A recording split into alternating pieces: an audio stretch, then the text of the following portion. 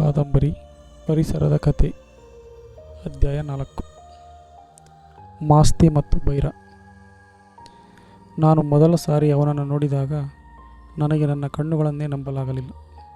ಭೂತನಕಾಡು ಕಾಡಿನಲ್ಲಿ ಒಮ್ಮೆ ನಾನು ನಡೆದು ಬರುತ್ತಿರಬೇಕಾದರೆ ಕಿವಿ ಸಮೀಪದ ಕಾಡೊಳಗೆ ಹೆಬ್ಬುಲಿಯನ್ನೇ ನೋಡಿದಂತೆ ತಾರಾಸ್ವರದಲ್ಲಿ ಬೊಗಳುತ್ತಾ ಗಲಾಟೆ ಮಾಡಿತು. ನಾನು ಕಾಡೊಳಗೆ ನುಗ್ಗಿ ಅದರ ಗಲಾಟೆಗೆ ಕಾರಣವೇನೆಂದು ನೋಡಬಹುದಾಗ ಅವನು ನಿಂತಿದ್ದ. ಕಿವಿ ಮನುಷ್ಯರನ್ನು ಕಂಡರೆ ಅಷ್ಟೊಂದೇನೂ ಗಲಾಟೆ ಮಾಡುತ್ತಿರಲಿಲ್ಲ. ಅದು ನಾಗರಿಕ ಉಡುಪಿನಲ್ಲಿ ಯಾರಾದರೂ ಬಂದರೆ ಸುಮ್ಮನೆ ಗುರುಗುಟ್ಟುತ್ತಿತ್ತೇ ವಿನಃ ತುಂಬ ಗಲಾಟೆ ಮಾಡುತ್ತಿರಲಿಲ್ಲ. ಅದಕ್ಕೆ ಕಳ್ಳರಿಗೂ ಸುಳ್ಳರಿಗೂ ಒಳ್ಳೆಯವರಿಗೂ ವ್ಯತ್ಯಾಸ ಗೊತ್ತಿತ್ತೋ ಇಲ್ಲವೋ ಸಂಶಯ. ಆದರೆ ಬಡವರಿಗೂ ಶ್ರೀಮಂತರಿಗೂ ಇರುವ ವ್ಯತ್ಯಾಸ ಅದಕ್ಕೆ ಚೆನ್ನಾಗೇ ಗೊತ್ತಿತ್ತು.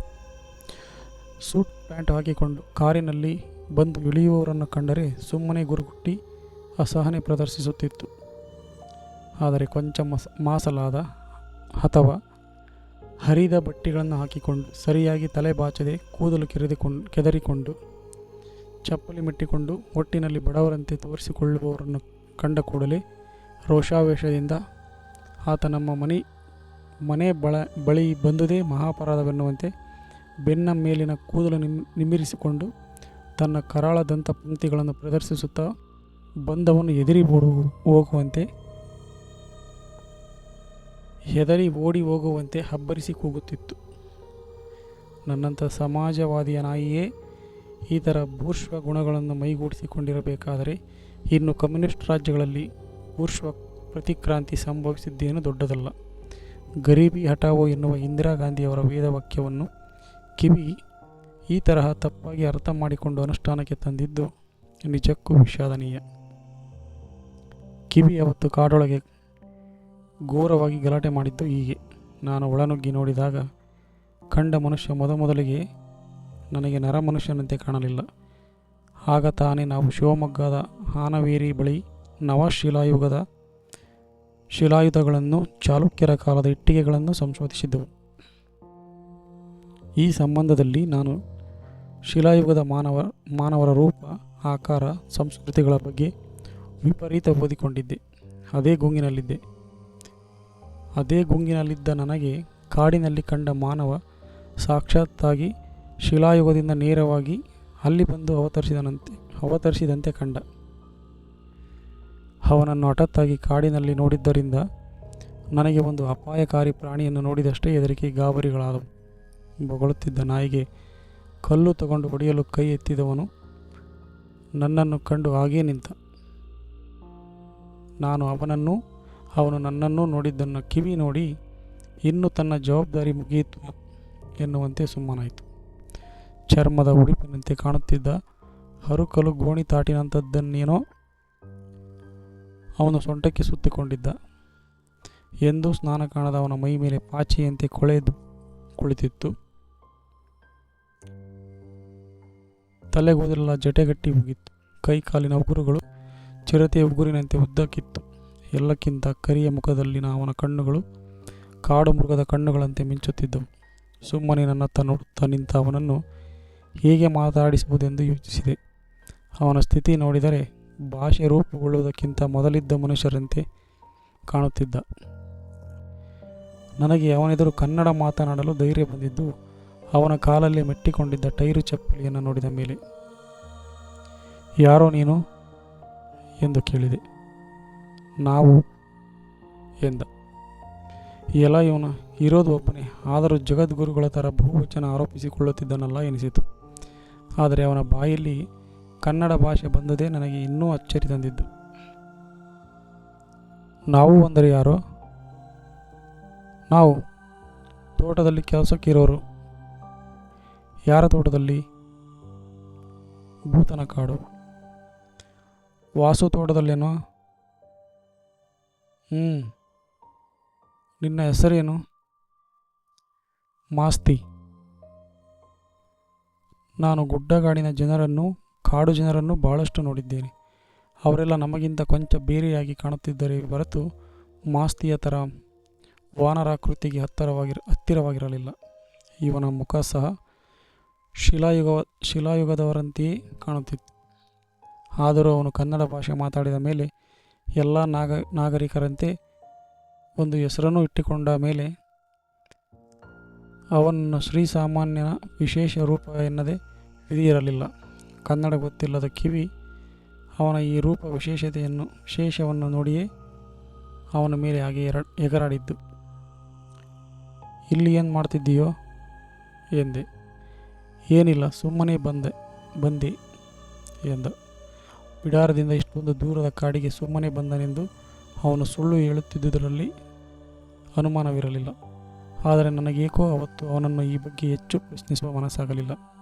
ಕಿವಿಯನ್ನು ಕರೆಯುತ್ತಾ ನಾನು ಮನೆ ಕಡೆಗೆ ಹೊರಟೆ. ಅವನು ತೋಟದ ಬಿಡಾರಗಳವರೆಗೆ ನನ್ನ ಹಿಂದೆಯೇ ಬಂದ. ನಾನು ಮಾಸ್ತಿಯನ್ನು ಮೊದಲು ಕಂಡು ಪರಿಚಯ ಮಾಡಿಕೊಂಡಿದ್ದು ಹೀಗೆ. ಮಾಸ್ತಿಗೊಬ್ಬ ಅಣ್ಣ ಇದ್ದ. ಅವನ ಹೆಸರು ಬೈರ ಎಂದು. ಅವರಿಬ್ಬರು ಯಾವ ಜಾತಿಯವರು, ಯಾವ ಕಡೆಯಿಂದ ಬಂದವರು ಇತ್ಯಾದಿಗಳಾವೂ ನನಗೆ ಸರಿಯಾಗಿ ಗೊತ್ತಿಲ್ಲ. ಎಲ್ಲಿಯವರು ಎಂದು ಕೇಳಿದರೆ ಒಂದು ದಿನಕ್ಕೆ ಒಂದೊಂದು ದಿಕ್ಕು ತೋರಿಸುತ್ತಿದ್ದರು. ಒಂದು ದಿನ ಆಸ್ಟ್ರೇಲಿಯಾ ಕಡೆಗೆ ತೋರಿಸಿದರೆ ಇನ್ನೊಂದು ದಿನ ಆಫ್ರಿಕಾ ಕಡೆಗೆ. ಅವರನ್ನು ಪ್ರಶ್ನಿಸಿ ಅವರು ಎಲ್ಲಿಯವರೆಂದು ತಿಳಿಯಲು ನಾನು ಮಾಡಿದ ಪ್ರಯತ್ನಗಳಿಂದ ಬೇಸತ್ತು ಅವರು ನಾನು ಕೇಳಿದ್ದಕ್ಕೆಲ್ಲ ಹೌದೆಂದು ತಲೆಯಾಡಿಸಿ ನಾನು ನನ್ನ ಪ್ರಯತ್ನ ಕೈಬಿಟ್ಟೆ. ಅವರೊಡನೆ ಮಾತಾಡುವಾಗಲೆಲ್ಲ ತೇಟ್ ಶಿಲಾಯುಗದ ಜನರಂತೆಯೇ ಇದ್ದ ಇವರು ಈ ಆಧುನಿಕ ಯುಗದಲ್ಲಿ ಹೇಗೆ ಕಾಲ ಹಾಕುತ್ತಾರೆಂದು ಯೋಚಿಸುತ್ತಿದ್ದೆ.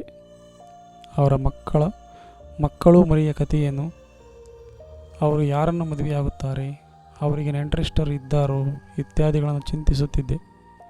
ಕ್ಷೌರ ಮಾಡಿಸಿಕೊಳ್ಳಲು ಸಹ ಹೋಗದ ಅವರು ಕೂದಲು ಉದ್ದ ಬೆಳೆಯುತ್ತಲೂ ಕುಡುಗೋಲಿನಿಂದ ಪರಸ್ಪರ ಕತ್ತರಿಸಿಕೊಳ್ಳುತ್ತಿದ್ದರು. ಬೆಳಗ್ಗೆ ಎದ್ದು ಕೆಲಸಕ್ಕೆ ಹಾಜರಾಗಿ ಸಾಯಂಕಾಲ ಸಂಬಳ ತಗೊಂಡು ಅಕ್ಕಿ ತಂದು ಊಟ ಮಾಡುವ ಆಧುನಿಕ ಅಭ್ಯಾಸಗಳಾವೂ ಅವರಿಗೆ ಒಗ್ಗಿದಂತೆ ಕಾಣಲಿಲ್ಲ. ಇಷ್ಟ ಬಂದಾಗ ಮಾಡಲು ಬೇರೇನು ಕೆಲಸ ಇಲ್ಲದಿದ್ದಾಗ ಮಾತ್ರ ಅವರು ಕೆಲಸಕ್ಕೆ ಹಾಜರಾಗುತ್ತಿದ್ದರು. ತೋಟದಲ್ಲಿ ಕೆಲಸಕ್ಕೆ ಇದ್ದುದರಿಂದ ಹೊಟ್ಟೆಪಾಡಿನ ಚಿಂತೆಯಂತೂ ಅವರಿಗೆ ಏನೇನೂ ಇದ್ದಂತಿರಲಿಲ್ಲ.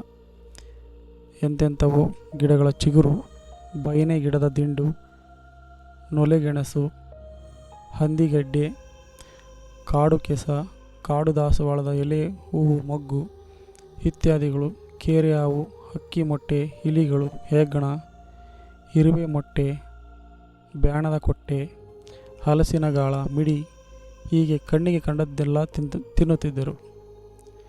ನಾನೊಮ್ಮೆ ತೋಟದಲ್ಲಿ ಹೋಗುತ್ತಿದ್ದಾಗ ದೂರದಲ್ಲಿ ಮಾಸ್ತಿಯ ಮಗ ನೆಲದ ಬೆಲದಲ್ಲಿ ಇಡೀ ಕೈ ಹೋಗುವಷ್ಟು ಆಳಕ್ಕೆ ಭುಜದವರೆಗೂ ಕೈ ತೋರಿಸಿ ನಾನು ನೋಡುತ್ತಿದ್ದಂತೆಯೇ ಏನನ್ನೋ ತೆಗೆದು ಗಬಕ್ಕನೆ ಬಾಯಿಗೆ ಹಾಕಿಕೊಂಡು ಅಗಿದು ತಿಂದ. ದೂರದಿಂದ ಇದನ್ನು ನೋಡಿದ ನಾನು ಅವನ ಬಳಿಗೆ ಹೋಗಿ ಏನನ್ನು ತಿಂದೆ ಎಂದು ಕೇಳಿದೆ. ಅವನು ಈಚು ಸಾಮಿ ಎಂದ. ಹಾಗೆಂದರೆ ಏನೆಂದು ನನಗೆ ಗೊತ್ತಾಗದೆ ಒಮ್ಮೆ ಮಾಸ್ತಿಯನ್ನೇ ಈಚು ಎಂದರೆ ಏನೆಂದು ಕೇಳಿದೆ. ಅಯ್ಯೋ, ಈಚು ಸ್ವಾಮಿ, ಈಚು ಅಂದರೆ ಗೊತ್ತಿಲ್ವಾ? ಒಂದು ಸಾರಿ ತೋರಿಸ್ತೀನಿ ತಡೀರಿ ಎಂದ. ಆದರೆ ನಮ್ಮ ಅಸಂಖ್ಯ ಚಟುವಟಿಕೆಗಳಲ್ಲಿ ಮಾಸ್ತಿ ಹತ್ತಿರ ಅದೇನೆಂದು ತಿಳಿದುಕೊಳ್ಳುವುದು ಮರೆತೇ ಹೋಯಿತು.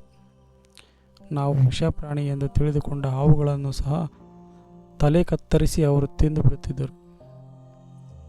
ಕಾಡಿನಲ್ಲಂತೂ ಕಾಡು ಮೃಗಗಳಿಗೂ ಅವರಿಗೂ ವ್ಯತ್ಯಾಸವೇ ಇರಲಿಲ್ಲ.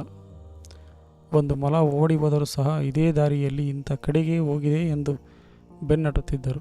ಸುಮಾರು ದಿನಗಳವರೆಗೆ ಶಿಕಾರಿ ಸಂಗಾತಿಗಳಾಗಿ ನಮ್ಮೊಡನೆ ಕಾಡು ತಿರುಗಿದ ಅವರಿಂದ ನಾನು ತಿಳಿದುಕೊಂಡ ಸಂಗತಿಗಳು ಒಂದೆರಡಲ್ಲ. ಅವರಿಗೆ ಶಿಕಾರಿಗೆ ಕೋವಿಯ ಅಗತ್ಯವೇ ಕಂಡಿರಲಿಲ್ಲ. ಏಕೆಂದರೆ ಕಾಡಿನಲ್ಲಿ ಪ್ರಾಣಿಗಳು ದಾಟಾಡುವ ದಾರಿಯಲ್ಲಿ ಉಳ್ಳ ಹಾಕುವುದು, ಸಿಡಿಬೊಡ್ಡುವುದು, ಕಲ್ಲು ಹೇರಿ ಹಡುಸಲು ಒಡ್ಡಿ ಪ್ರಾಣಿಗಳನ್ನು ಹಿಡಿಯುವುದು ಇವುಗಳಲ್ಲೆಲ್ಲ ಅವರು ಪಾರಂಗತರಾಗಿದ್ದರು.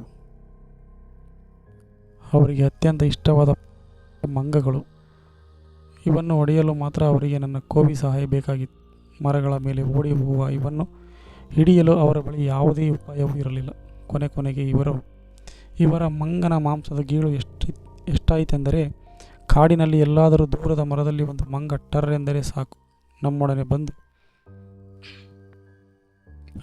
ಬಂದ ಉದ್ದೇಶವನ್ನು ಸಂಪೂರ್ಣ ಕಡೆಗಣಿಸಿ ಅವುಗಳನ್ನು ಬೆನ್ನಟ್ಟಿ ಬಿಡುತ್ತಿದ್ದರು. ಅದನ್ನು ಒಡೆದ ಹೊರತು ಇವರು ನನ್ನೊಡನೆ ಬರುತ್ತಲೇ ಇರಲಿಲ್ಲ. ಇವರ ಜೊತೆ ಸೇರಿ ಕಿವಿ ಸಹ ಮಂಗಗಳನ್ನು ಬೆನ್ನಟ್ಟುವುದನ್ನು ಅಭ್ಯಾಸ ಮಾಡಿಕೊಂಡು ನನಗೆ ತಲೆನೋವು ಕೊಡಲಾರಂಭಿಸಿತು. ಕೊನೆಗೆ ಇವರ ಮಂಗನ ಗೀಳಿಗೆ ರೋಸಿ ಹೋದ ಶ್ರೀರಾಮ ಅವರನ್ನು ಶಿಕಾರಿಗೆ ಕರೆಯಬಾರದೆಂದು ಪ್ರತಿಭಟಿಸತೊಡಗಿದ್ದರು. ಭೈರನ ಹತ್ತಿರ ಒಂದು ಕಂತ್ರಿ ನಾಯಿ ಇತ್ತು. ಅದಕ್ಕೆ ರಾಮ ಎಂದು ಅವನ ಹೆಸರಿಟ್ಟಿದ್ದ. ಅದರ ಮೇಲೆ ಆಗಾಗ ದೆವ್ವ ಬರುತ್ತಿತ್ತಂತೆ. ಅದಕ್ಕೆ ಅವನು ಅದರ ಎರಡೂ ಕಿವಿಗಳನ್ನು ಬುಡಕ್ಕೆ ಕೊಯ್ದು ಚಿಕಿತ್ಸೆ ಮಾಡಿದ್ದ. ಅದೊಂದು ಅತ್ಯುತ್ತಮ ಶಿಕಾರಿ ನಾಯಿ ಎಂದು ಅದರ ಶಿಕಾರಿ ಸಾಮರ್ಥ್ಯ ನೋಡಿದ ಅನೇಕರು ಅದಕ್ಕೆ ಎಷ್ಟು ಹಣ ಬೇಕಾದರೂ ಕೊಡುತ್ತೇವೆ, ನಮಗೆ ಕೊಡು ಎಂದು ಕೇಳಿದರೆಂದು ತಾನು ಕೊಡಲಿಲ್ಲವೆಂದು ಹೇಳಿದ. ತೀರಾ ಬಡಕಲಾಗಿ ಬಾಲದ ಕೂದಲೆಲ್ಲ ಉದುರಿ ಹೋಗಿದ್ದ ಆ ನಾಯಿ ಪೇಟೆಯಲ್ಲಿ ವಾರಸುದಾರರಿಲ್ಲದೆ ಓಡಾಡಿಕೊಂಡಿರುವ ಸರ್ವೇ ಸಾಧಾರಣ ಕಂತ್ರಿ ನಾಯಿಯಂತೆಯೇ ನನಗೆ ಕಂಡಿತು. ಒಮ್ಮೆ ಅವನ ನಾಯಿ ಊಳಿಡುತ್ತದೆ, ಈ ಅಪಶಕನವನ್ನು ಓಡಿಸಿ ಎಂದು ಅವನ ಓರಗೆಯ ಆಳುಗಳೆಲ್ಲ ದೂರು ಕೊಟ್ಟಿದ್ದರು. ಭೈರ ಅದನ್ನು ಅನಾವಶ್ಯಕವಾಗಿ ಬಾಳೆನಾರಿನ ಹಗ್ಗದಲ್ಲಿ ಕಟ್ಟಿ ಹಾಕುತ್ತಿದ್ದರೆ ಅದು ಊಳಿಡುತ್ತಿದ್ದುದಕ್ಕೆ ಕಾರಣ. ಭೈರನನ್ನು ಕೇಳಿದರೆ ಆ ನಾಯಿ ಈಗ ಸ್ವತಂತ್ರವಾಗಿ ಶಿಕಾರಿ ಆರಂಭಿಸಿದೆ ಎಂದು, ತೋಟದ ಸುತ್ತಮುತ್ತ ಇರುವ ಕೋಳಿ, ಮೊಲ ಇತ್ಯಾದಿಗಳನ್ನು ಹಿಡಿಯುವ ಪ್ರಯತ್ನದಲ್ಲಿ ಈ ನಾಯಿ ಅವುಗಳನ್ನು ದೂರದ ಕಾಡಿಗೆ ಓಡಿಸುತ್ತಿತ್ತೆಂದು ಹೇಳಿ ಅದನ್ನು ಕಟ್ಟಿ ಹಾಕಿದ್ದನ್ನು ಸಮರ್ಥಿಸಿದ. ಭೈರ ಅದನ್ನು ತನ್ನ ನಾಯಿ ಎಂದು ಹೇಳಿಕೊಳ್ಳುತ್ತಿದ್ದನೇ ಹೊರತು ಅದಕ್ಕಾಗಿ ಒಂದೇ ಒಂದು ಮುಷ್ಟಿ ಕೂಳು ಹಾಕಿದ್ದು ನೋಡಲಿಲ್ಲ. ಅಷ್ಟೇ ಅಲ್ಲ, ಒಮ್ಮೆ ಮರದಿಂದ ಕೆಳಗೆ ಸತ್ತು ಉರುಳಿದ ಮಂಗನ ಬಾಲದ ತುದಿಯನ್ನು ತಿಂದಿದ್ದಕ್ಕೆ ಅದಕ್ಕೆ ಬಾಯಲ್ಲಿ ರಕ್ತ ಬರುವಂತೆ ಹೊಡೆದಿದ್ದ. ಇವನೂ ಕೂಳು ಹಾಕದೆ ಅದಕ್ಕೂ ಅನ್ನ ಸಂಪಾದಿಸಿಕೊಳ್ಳಲು ಬಿಡದೆ ಕಟ್ಟಿ ಹಾಕಿದ್ದರಿಂದಲೇ ಹಸಿವಿನಿಂದ ಕಂಗಾಲಾದ ಅದು ಕಾಡಿನ ಮೌನಕ್ಕೆ ಬರೆ ಎಳೆದಂತೆ ಉಳಿಟ್ಟಿದ್ದು. ಅದೊಂದು ಕ್ಷುದ್ರ ಜೀವಿಯಾಗಿ ಭೈರನ ಕೈಯಲ್ಲಿ ಸಿಕ್ಕಿ ನರಳುತ್ತಿದ್ದರೂ ಒಂದು ಸಾರಿ ಭೈರನ ಹೊಗಳಿಕೆಗೆ ತಕ್ಕಂತೆ ತನ್ನ ಶಿಕಾರಿಯ ನೈಪುಣ್ಯತೆ ತೋರಿತು. ಕಾಡಿನಲ್ಲಿ ಒಮ್ಮೆ ಅದು ಮುಳ್ಳು ಹಂದಿಯನ್ನು ಅಟ್ಟಿಸಿಕೊಂಡು ಬಂದಿತು. ಅವತ್ತು ನಾನು ಕೋವಿ ತಗೊಂಡು ಹೋಗಿರಲಿಲ್ಲ, ಜೊತೆಗೆ ಕಿವಿಯೂ ಇರಲಿಲ್ಲ. ಭೈರನ ರಾಮನನ್ನು ಕಿವಿಯನ್ನು ಒಟ್ಟಿಗೆ ಎಂದೂ ಶಿಕಾರಿಗೆ ಕರೆದೊಯ್ಯುತ್ತಿರಲಿಲ್ಲ. ಏಕೆಂದರೆ ಕಾಡಿನಲ್ಲಿ ಶಿಕಾರಿಗೆ ಬದಲು ಇವೆರಡರ ಕಚ್ಚಾಟ ಜಗಳ ಬಿಡಿಸುವುದೇ ನಮಗೆ ದೊಡ್ಡ ಕೆಲಸ ಆಗುತ್ತಿತ್ತು. ಮುಳ್ಳು ಹಂದಿ ನನ್ನೆದುರು ಕರಿಯ ಚೆಂಡಿನಂತೆ ಚಿಮ್ಮಿ ನೆಗೆಯುತ್ತಾ ಮುಳ್ಳುಗಳನ್ನು ಜಲ್ ಜಲ್ ಎಂದು ಸದ್ದು ಮಾಡುತ್ತಾ ಓಡಿತು. ನಾನು ಕಾಡಿನಲ್ಲಿ ಅದೇ ಮೊದಲ ಬಾರಿಗೆ ಮತ್ತು ಕಡೆಯ ಬಾರಿಗೆ ಮುಳ್ಳು ಹಂದಿಯನ್ನು ನೋಡಿದ್ದು. ಹೊಳೆಯುತ್ತಿದ್ದ ಲೋಹದ ಬರ್ಜಿಗಳಂತೆ ಕಾಣುತ್ತಿದ್ದ ಮುಳ್ಳುಗಳನ್ನು ಜಳಪಿಸುತ್ತಾ ನನ್ನೆದುರು ಕೆಲವೇ ಮಾರುಗಳ ದೂರದಲ್ಲಿ ಮುಳ್ಳು ಹಂದಿ ಗುರುಗುಟ್ಟುತ್ತಾ ಓಡಿತು. ಅದರ ಹಿಂದೆಯೇ ಭೈರನ ರಾಮ ಬೊಗಳುತ್ತಾ ಓಡಿ ಬಂತು. ನನಗೂ ಮಾಸ್ತಿಗೂ ಮುಂದೇನು ಮಾಡಬೇಕೆಂದು ತೋರದೆ ಚೂ ಚೂ ಎಂದು ರಾಮನನ್ನು ಉರಿದುಂಬಿಸುತ್ತಾ ಮುಳ್ಳು ಹಂದಿ ಹಿಂದೆ ಕಲ್ಲು ಪದರಗಳನ್ನು ಎಣಿಸದೆ ಓಡಿದವು.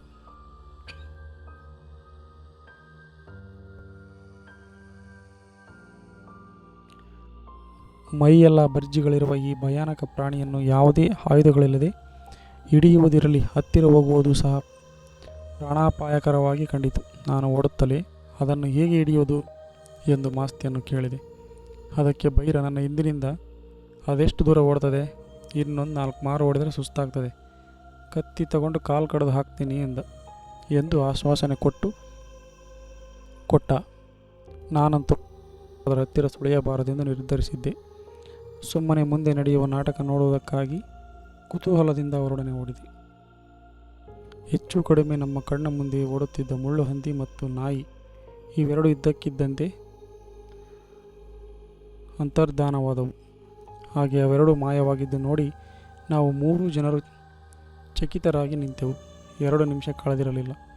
ಎಲ್ಲೋ ಭೈರನ ನಾಯಿ ಬೊಗಳಿದ ಸದ್ದು ಕೇಳಿಸಿತು. ಕಣ್ಣೆದುರು ಯಾವ ನಾಯಿಯೂ ಇರಲಿಲ್ಲ. ಆದರೂ ಭೈರನ ನಾಯಿಯ ಶರೀರವಾಣಿ ಕೇಳುತ್ತಲೇ ಇತ್ತು. ಕೆಲವು ನಿಮಿಷಗಳವರೆಗೆ ನಮಗೆ ನಡೆದದೇನೆಂದು ಗೊತ್ತಾಗಲಿಲ್ಲ. ಮುಳ್ಳು ಹಂದಿ ಓಡೋಡುತ್ತಲೇ ಅಲ್ಲೊಂದು ಬಂಡೆ ಸಮೀಪದಲ್ಲಿ ಅದು ಮಾಡಿಕೊಂಡಿದ್ದ ಬಿಲದೊಳಗೆ ಪಕ್ಕನೆ ನುಗ್ಗಿಬಿಟ್ಟಿತು. ಅದರೊಡನೆ ಬೈರನ ನಾಯಿಯೂ ಸಹ. ಈಗ ಬೈರನ ನಾಯಿ ನಮ್ಮ ಕಾಲಿನಡಿ ಎಲ್ಲೋ ಭೂಗರ್ಭದೊಳಗಿಂದ ಬೊಗಳುತ್ತಿತ್ತು. ನಾವು ಏನೂ ಮಾಡುವ ಹಾಗಿರಲಿಲ್ಲ. ಅದನ್ನು ಓಡಿಸಿ ದಣಿದ ಮೇಲೆ ಹಿಡಿಯುವ ಉಪಾಯದಲ್ಲಿದ್ದ ಮಾಸ್ತಿಗೂ ಬೈರನಿಗೂ ಮುಳ್ಳು ಹಂದಿ ಸರಿಯಾಗಿ ಬೆಸ್ಟ್ ಬೀಳಿಸಿತ್ತು.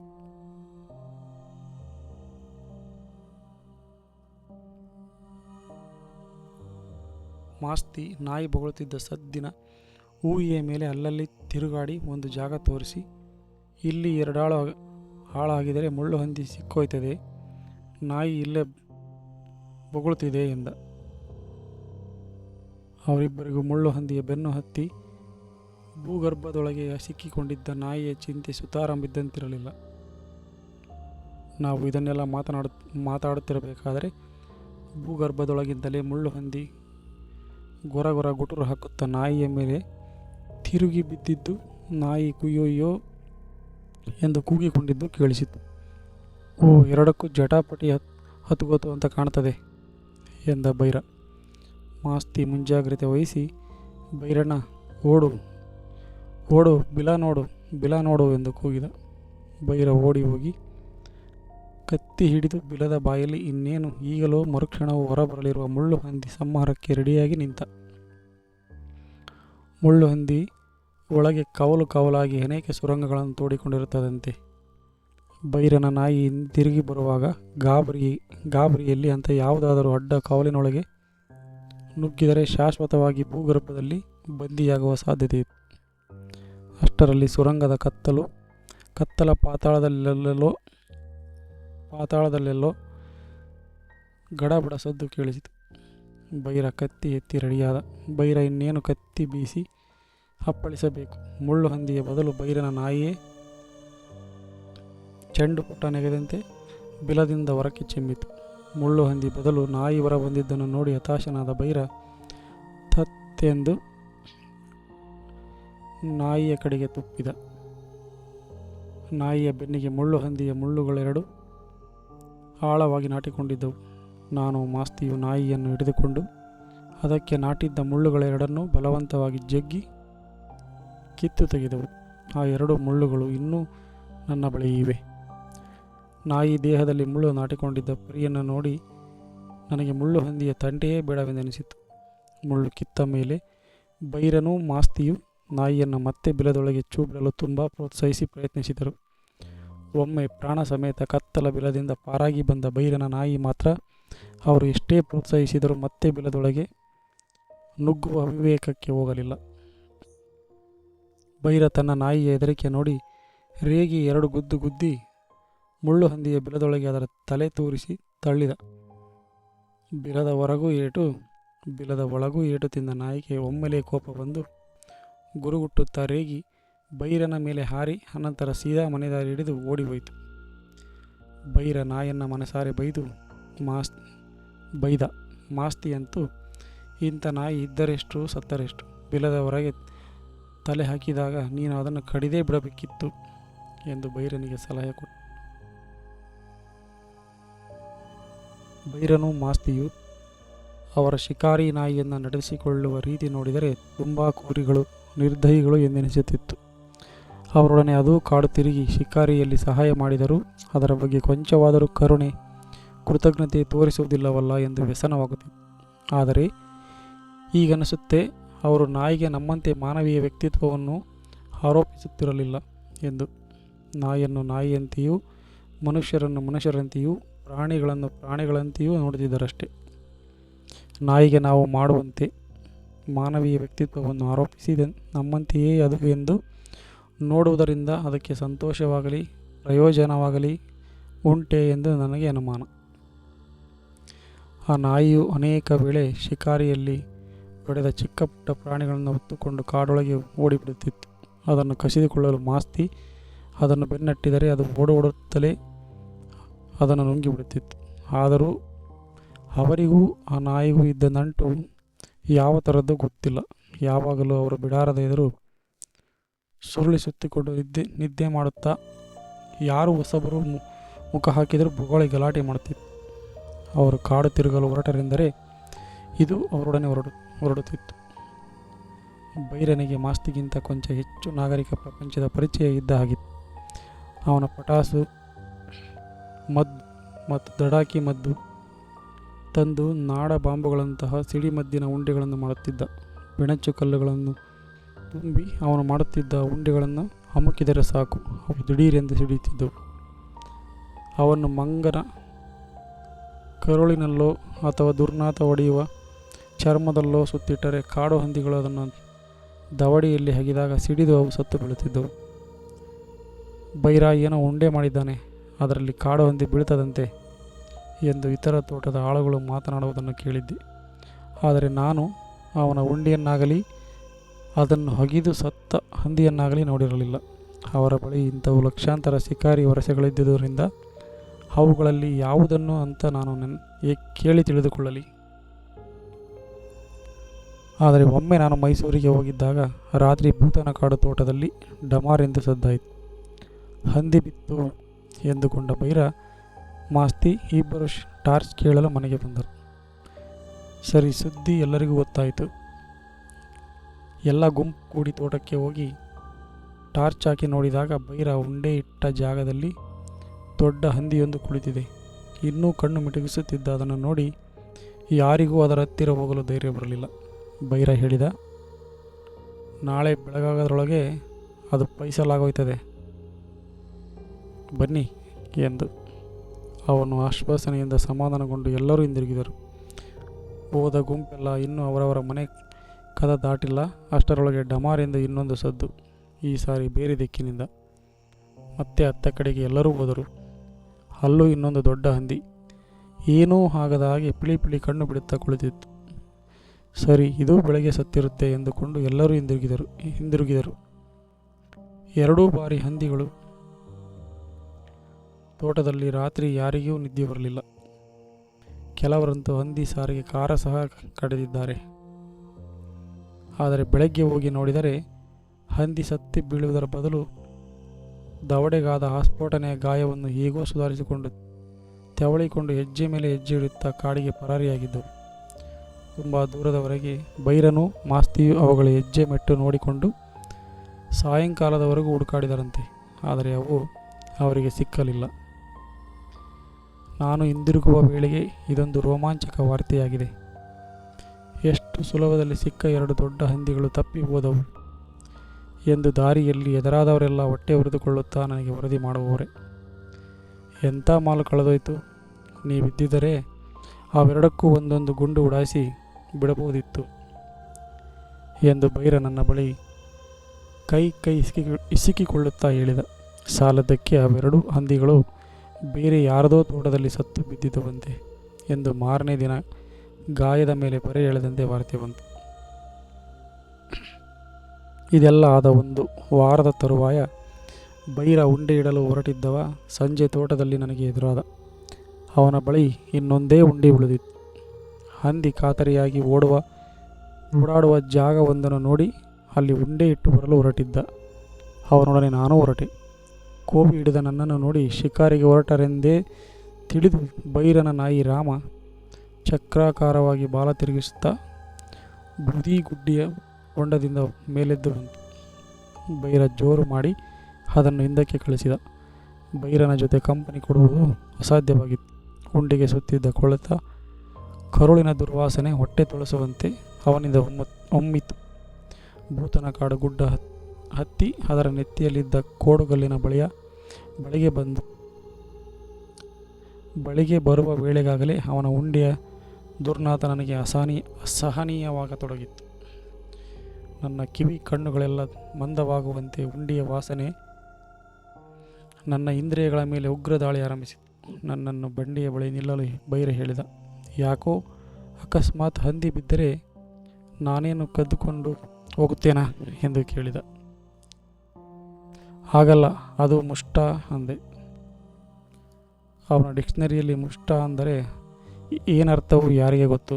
ಅವನಿಂದ ಒಮ್ಮುತ್ತಿದ್ದ ದುರ್ವಾಸನೆಯ ಪರಿವೇಶದಿಂದ ಪಾರಾದರೆ ಸಾಕೆಂದು ಆ ಪದದ ಅರ್ಥ ಕೇಳದೆ ಸಂತೋಷದಿಂದಲೇ ಆಯ್ತೆಂದು ಸಮ್ಮತಿಸಿದೆ. ಅವನು ಮುಂದೆ ಹೋದ. ಅವನ ಮುಂದೆ ತುಂಬ ದೂರ ಹೋಗಿರಬೇಕು. ಎಷ್ಟು ಹೊತ್ತು ಕಾದರೂ ಅವನು ಬರಲಿಲ್ಲ. ಸಂಜೆಯಾಗುತ್ತಾ ಇತ್ತು. ಮುಳುಗುವ ಸೂರ್ಯನಿಗೆ ಅಡ್ಡಾಗುತ್ತಿದ್ದ ದೂರದ ಬೆಟ್ಟಗಳ ಕಾಡಿನ ನೆರಳು ಕವಿಯಲಿರುವ ಕತ್ತಲೆಗೆ ಮುನ್ನುಡಿ ಎನ್ನುವಂತೆ ಕಣಿವೆ ಕಾಡುಗಳನ್ನೆಲ್ಲ ಆವರಿಸುತ್ತಿತ್ತು. ಕಾಜಾಣ ಹಕ್ಕಿಗಳು ಸಮೀಪದಲ್ಲಿ ಯಥೇಚ್ಛವಾಗಿ ಬೆಳೆದಿದ್ದ ವಾಟೆ ಬಿದಿರಿನ ಮೇಲೆ ಕುಳಿತುಕೊಂಡು ಸಿಳ್ಳಿನ ರಾಗಾಲಾಪನೆ ಆರಂಭಿಸಿದವು. ಕುಟುರಗಳು ಸರ್ವಾಂತರ್ಯಾಮಿಗಳಂತೆ ಎಲ್ಲ ಮರಗಳಿಂದಲೂ ಟುರ್ರೋ ಕುಟುರ್ ಎಂದು ಛಂದೋಬದ್ಧವಾಗಿ ಕೂಗತೊಡಗಿದ್ದವು. ದೂರದ ಕಣಿವೆಯಲ್ಲಿ ಧುಮುಕಿವ ಜಲಪಾತದ ಸದ್ದು ಗಾಳಿ ನನ್ನ ಕಡೆಗೆ ಬೀಸಿದಾಗ ಕೇಳುತ್ತಿತ್ತು. ಕಾಡು ಕೋಳಿಗಳು ಕಾಡೊಳಗೆ ಪಟ್ ಪಟ್ ಎಂದು ಗಟ್ಟಿ ಸದ್ದು ಮಾಡುತ್ತಾ ಮರಗಳ ಮೇಲೆ ಹಾರಿ ಕುಳಿತು ಕೂಗಿದವು. ಈವರೆಗೂ ಅವನ ಉಂಡೆಯ ಉಸಿರು ಕಟ್ಟಿಸುವ ದರಿದ್ರ ವಾಸನೆಯಲ್ಲಿ ಮುಳುಗಿ ಹೋಗಿದ್ದ ನನ್ನ ಯಾವ ಇಂದ್ರಿಯಗಳಿಗೂ ಇದು ಗಮನಕ್ಕೆ ಬಂದಿರಲಿಲ್ಲ. ಬೈರ ಬರಲಿಲ್ಲ. ಕಾಡಿನ ಸೊಳ್ಳೆಗಳು ನನ್ನ ಇರವನ್ನು ಪತ್ತೆ ಮಾಡಿಕೊಂಡು ಕುಯ್ಗುಡುತ್ತಾ ಒಂದೊಂದಾಗಿ ಬಂದು ನನ್ನ ಕೈಕಾಲುಗಳಿಗೆ ಕಚ್ಚತೊಡಗಿದವು. ಕೆಲವಂತೂ ಅಂಗಿಯ ಮೇಲಿಂದ ಚರ್ಮಕ್ಕೆ ಇಂಜೆಕ್ಷನ್ ಕೊಟ್ಟವು. ಇನ್ನು ತಡ ಮಾಡುತ್ತಿರುವ ಬೈರನ ಮೇಲೆ ನನಗೆ ಅಸಮಾಧಾನ ಹೆಚ್ಚುತ್ತಾ ಹೋಯಿತು. ನಾನು ಬೈರನನ್ನು ಗಟ್ಟಿಯಾಗಿ ಕೂಗಿ ಕರೆಯಲು ಯೋಚಿಸಿದೆ. ಅಷ್ಟರಲ್ಲಿ ಗಿರಿ ಕಾನನಗಳೆಲ್ಲ ನಡುಗುವಂತೆ ಡಮಾರೆಂದು ಆಸ್ಫೋಟನೆಯ ಸದ್ದು ಮೊಳಗಿ ದೂರದ ಕಣಿವೆಗಳಿಂದ ಅನುಕರಣಿತವಾಯಿತು. ನಾನು ಕುಳಿತಲ್ಲೇ ಬೆಚ್ಚಿ ಬಿದ್ದೆ. ನನಗೆ ಮುಂದೇನು ಮಾಡುವುದೆಂದು ತೋರಲಿಲ್ಲ. ಕ್ಷಣಾರ್ಧದಲ್ಲಿ ನೂರಾರು ಭಯಂಕರ ಕಲ್ಪನೆಗಳು ನನ್ನ ತಲೆಯೊಳಗೆ ಹಾದು ಹೋದವು. ಬೈರ ಇಟ್ಟ ಉಂಡೆಯನ್ನು ಇಷ್ಟು ಬೇಗ ಕಾಡು ಹಂದಿ ಬಂದು ಅಗಿಯಲು ಸಾಧ್ಯವೇ ಇರಲಿಲ್ಲ. ಹಾಗಾದರೆ ಉಂಡೆ ಇಡುವಾಗ ಅದು ಬೈರನ ಕೈಯಲ್ಲಿ ಆಸ್ಫೋಟಿಸಿದೆ. ಇಡುತ್ತಾ ಇವನು ಅದನ್ನು ಎತ್ತಿ ಹಾಕಿರಬೇಕು, ಅಥವಾ ಇಟ್ಟ ಜಾಗ ಮರೆತು ಹಿಂದಿರುಗುತ್ತಾ ಅದನ್ನು ಕಾಲಲ್ಲಿ ತುಳಿದಿರಬೇಕು. ಒಟ್ಟಿನಲ್ಲಿ ಭಯಂಕರ ಅನಾಹುತವೊಂದು ಖಂಡಿತ ಸಂಭವಿಸಿದೆ. ಇವನ ಮನೆ ಹಾಳಾಗ. ನಾನು ಯಾಕಾದರೂ ಈ ಅವಿವೇಕಿಯ ಜೊತೆ ಬಂದೆನೋ? ಈಗ ಮುಂದೇನು ಮಾಡುವುದು? ಅವನಿಗೆ ಪ್ರಾಣಾಂತಿಕ ಗಾಯವಾಗಿ ಕೈಯೋ ಕಾಲೋ ತುಂಡಾಗಿದ್ದರೆ ಯಾವ ಡಾಕ್ಟರ್ ಹತ್ತಿರ ಕೊಂಡೊಯ್ಯುವುದು? ಶಿಕಾರಿಯಲ್ಲಿ ಸಂಭವಿಸಿದ ಆಕಸ್ಮಿಕ ಎಂದ ಕೂಡಲೇ ಯಾವ ಡಾಕ್ಟರೂ ಇಲಾಜು ಮಾಡಲು ಸಮ್ಮತಿಸುವುದಿಲ್ಲ. ಸರ್ಕಾರಿ ಆಸ್ಪತ್ರೆಗೆ ಒಯ್ಯುವುದಾದರೆ ಮೊದಲು ಪೊಲೀಸ್ ಕೇಸು ದಾಖಲಿಸಬೇಕು. ಆಮೇಲೆ ಸಾಕ್ಷ್ಯ ಹೇಳಲಿಕ್ಕೆ ಮತ್ತೊಂದಕ್ಕೆ ನಾನು ಕೋರ್ಟ್ ತಿರುಗಬೇಕು. ಮುಳುಗುತ್ತಿದ್ದ ಸೂರ್ಯನ ಹಳದಿ ಬೆಳಕಿನಲ್ಲಿ ಇದನ್ನೆಲ್ಲ ಯೋಚಿಸಿ ವಿಷಣ್ಣವದನನಾಗಿ ನಾನು ಕುಳಿತೆ. ನನ್ನ ಶಕ್ತಿಯೆಲ್ಲ ಇಂಗಿ ಹೋದಂತೆ ಭಾಸವಾಗಿ ಬಂಡೆಯ ಆಚೆಗೆ ಇಣುಕಲು ಹೆದರಿಕೆಯಾಯಿತು. ನನ್ನ ಕಾಡು ತಿರುಗುವ ಚಾಳಿಗಾಗಿ ನನ್ನನ್ನೇ ನಾನು ಹೊಳೆದುಕೊಂಡೆ. ಗಾಯಗೊಂಡ ಬೈರನ ಆರ್ತನಾದ ಇನ್ನೇನು ಕೇಳಬಹುದೆಂದು ನಿಶ್ಶಬ್ದವಾಗಿ ಆಲಿಸಿದೆ. ಆದರೆ ಈ ಹಾಳು ಶನಿಯ ಸೊಲ್ಲೇ ಕೇಳಲಿಲ್ಲ. ಹಾಗಾದರೆ ಇವನು ಒಂದೇ ಹೊಡೆತಕ್ಕೆ ಟಿಪಿಟಿಕನ್ನದೆ ಪರಂಧಾಮಕ್ಕೆ ಹೋಗಿದ್ದಾನೆಂದು ತೀರ್ಮಾನಿಸಿದೆ. ಮುಂದೇನಾಯಿತೆಂದು ತಿಳಿಯಲು ಮೇಲಿದ್ದೆ. ನನ್ನ ಪಾಲಿಗೆ ಬೇರೆ ವಿಧಿಯೇ ಇರಲಿಲ್ಲ. ಬೈರ ಹೋದ ದಾರಿಯಲ್ಲಿ ಅವನನ್ನು ಕೂಗುತ್ತಾ ಮುಂದುವರೆದೆ. ಅವನು ಯಾವ ದಿಕ್ಕಿಗೆ ಹೋಗಿದ್ದಾನೆಂದು ನನಗೆ ಸರಿಯಾದ ಅಂದಾಜು ಇರಲಿಲ್ಲ.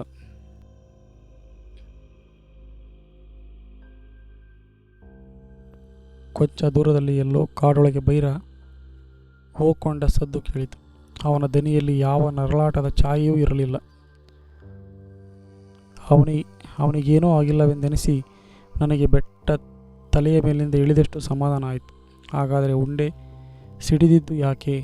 ಅವನು ಇಡುತ್ತಿದ್ದಂತೆಯೇ ಕಾಡು ಹಂದಿ ಆಯಿತೆ, ಅಗೆಯಿತೆ. ನನ್ನ ಗಾಬರಿಯೆಲ್ಲ ಮಾಯವಾಗಿ ಕುತೂಹಲ ಇಮ್ಮಡಿಸಿತು. ಏನಾಯಿತೋ? ಉಂಡೆ ಸಿಡಿತಲ್ಲ ಎಂದು ಕೇಳುತ್ತಾ ಅವನು ಕೂಗಿದ ಜಾಗದತ್ತ ಧಾವಿಸಿದೆ. ಸೂರ್ಯನ ಬೆಳಕು ತುಂಬ ಮಸುಕಾಗತೊಡಗಿತ್ತು. ಬೈರ ನನ್ನ ಪ್ರಶ್ನೆಗಳಿಗೆ ಉತ್ತರಿಸದಿದ್ದುದನ್ನು ನೋಡಿ ನನಗೆ ಸಂಶಯವೂ ಸುಳಿಯುತ್ತಿತ್ತು. ಅವನು ನಿಂತ ಜಾಗ ತಲುಪಿದಾಗ ಬೈರ ಪಕ್ಕನೇ ಬಾಯಿ ಬಿಡದೆ ನಿಂತಿದ್ದೇಕೆಂದು ಗೊತ್ತಾಯಿತು. ಬೈರನಿಗೆ ಏನೂ ಆಗಿರಲಿಲ್ಲ. ಆದರೆ ಅವನ ನಾಯಿ ರಕ್ತದ ಮಡುವಿನಲ್ಲಿ ಬಿದ್ದು ಒದ್ದಾಡುತ್ತಿತ್ತು. ಅದು ಕೈಕಾಲುಗಳನ್ನು ಹೊಡೆದುಕೊಳ್ಳುತ್ತಿದ್ದ ರಭಸಕ್ಕೆ ಧೂಳೆದ್ದಿತ್ತು. ಆ ಸ್ಫೋಟನೆಯಲ್ಲಿ ಅದರ ಮೂತಿ ಕಣ್ಣಿನವರೆಗೆ ಒಡೆದ ಛಿದ್ರವಾಗಿ ಮುಸುಡಿ ಹೆರಳಿದ ದಾಸವಾಳದ ಹೂವಿನಂತೆ ಕಾಣುತ್ತಿತ್ತು.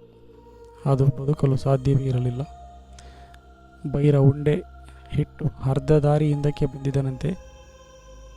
ಅಷ್ಟರಲ್ಲಿ ಡಮಾರೆಂದು ಉಂಡೆ ಸಿಡಿದ ಸದ್ದು ಕೇಳಿ ನನ್ನಂತೆಯೇ ಗಾಬರಿಯಾಗಿ ಅವನು ಏನಾಯಿತೆಂದು ನೋಡಲು ಓಡಿದನಂತೆ. ನೋಡಿದರೆ ಅವನ ನಾಯಿಯೇ ಆಹುತಿಯಾಗಿದೆ. ನಮ್ಮ ಹಿಂದೆಯೇ ಹೊರಟಿದ್ದ ನಾಯಿಯನ್ನು ಬೈರ ಹಿಂದಕ್ಕೆ ಓಡಿಸಿದ್ದನೇ ಹೊರತು ಕಟ್ಟಿ ಹಾಕಲಿಲ್ಲ. ಬೈರನ ಉಂಡೆಯ ಸುವಾಸನೆ ಹಿಡಿದು ರಾಮ ಪದಗಳ ಮರೆಯಲ್ಲೇ ನಮಗೆ ಸುಳಿವು ಕೊಡದೆ ನಮ್ಮನ್ನು ಹಿಂಬಾಲಿಸಿತು. ಬೈರ ಉಂಡೆ ಹಿಟ್ಟು ಹಿಂದಿರುಗಿದ ಕೂಡಲೇ ಸುಲಭದಲ್ಲಿ ತಿಂಡಿ ಸಿಕ್ಕಿತೆಂದು ಉಂಡೆಗೆ ಬಾಯಿ ಹಾಕಿತ್ತು. ಇದ್ದದ್ದು ಒಂದೇ ಉಂಡೆನೂ ಹಾಳು ಮಾಡಿತು ಎಂದು ಸಾಯುತ್ತಿದ್ದ ನಾಯಿಗೆ ಶಪಿಸಿದ ಬೈರ ನಾಯಿಯ ದುಸ್ಥಿತಿಯನ್ನು ಕೊಂಚವೂ ಪರಿಗಣಿಸದೆ ಉಂಡೆ ಹಾಳಾಗಿದ್ದನ್ನೇ ಅವನು ಚಿಂತಿಸಿದ್ದು ಕಂಡು ನನಗೆ ಕೋಪ ಬಂತು. ಕೊನೆ ಪಕ್ಷ ನನ್ನೆದುರು ತೋರಿಸಿಕೊಳ್ಳಲಾದರೂ ಅವನು ಸಾಯುತ್ತಿದ್ದ ನಾಯಿಯ ಬಗ್ಗೆ ದುಃಖ ನಟಿಸಬಹುದೆಂದು ತಿಳಿದಿದ್ದೆ. ನಾಯಿ ಕೈಕಾಲು ಬಡಿಯುವುದನ್ನು ನಿಲ್ಲಿಸುತ್ತಾ ಬಂದಿತ್ತು. ಬೈರ ನನ್ನತ್ತ ತಿರುಗಿ ಹೋಗೋಣ ನಡೀರಿ ಎಂದ. ಅಲ್ವೋ, ಅದನ್ನು ಊತಾಕದಿಲ್ವೇನೋ ಎಂದೆ. ಸತ್ತೋದ್ಮೇಲೆ ಅದಕ್ಕೇನು ಗೊತ್ತಾಯ್ತದೆ, ನಾಯೋ ನರಿನೋ ತಿನ್ಕೋತದೆ, ನಡೀರಿ ಎಂದ. ಹಿಂದಿರುಗುತ್ತಾ ದಾರಿಯಲ್ಲಿ